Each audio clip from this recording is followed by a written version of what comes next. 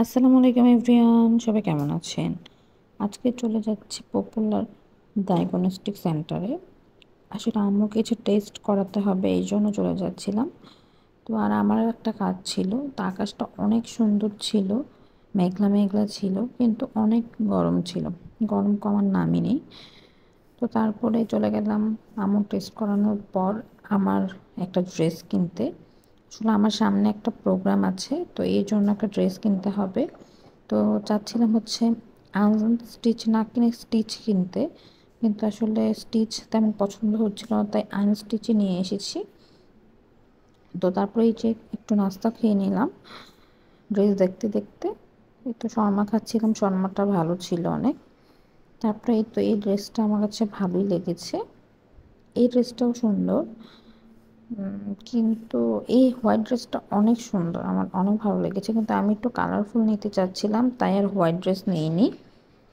তো তারপর আমি নিয়েছি এই ড্রেসটা। কালারটা তেমন বোঝা যাচ্ছে না। এটাও সুন্দর ছিল, কিন্তু অনেক গর্জিয়াস ছিল। আমি এত গর্জিয়াস পরে কমফোর্ট ফিল করি না, এই জন্য আর নিইনি। তো অনেক ধরনের ড্রেস ছিল, সিম্পল, গর্জিয়াস সব ধরনের। তারপর আমি চলে গেলাম হিজাব কিনতে। পরে আমি একটা গোল্ডেন কালারের মধ্যে একটা হিজাব নিয়েছি ড্রেসের সাথে ম্যাচ করে। আমি আপনাদের দেখিয়ে দিব ড্রেসটা আর হিজাবটা।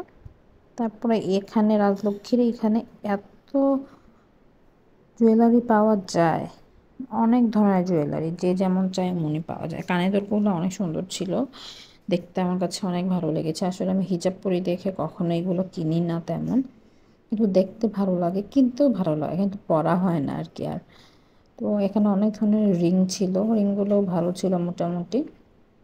তারপর চুড়ি ছিল, অনেক ধরনের চুড়ি ছিল, ভালো ছিল, সবই সুন্দর সুন্দর ছিল। এত ভিড় ছিল, অনেক ভিড় ছিল। আসলে ফ্লাইওভারটা হয়ে আমাদের যাওয়া আসা অনেক সুবিধা হয়ে গিয়েছে, এখন মন চাইলেই চলে আসতে পারে। তারপর চলে গেলাম কাচ্চি দরবারে কাচ্চি খেতে। তো কাচ্চি খাওয়া প্রায় শুরু করে দিয়েছি। তো আজকের ভিডিওটা এ পর্যন্তই, সবাই ভালো থাকবেন, আল্লাহ হাফেজ।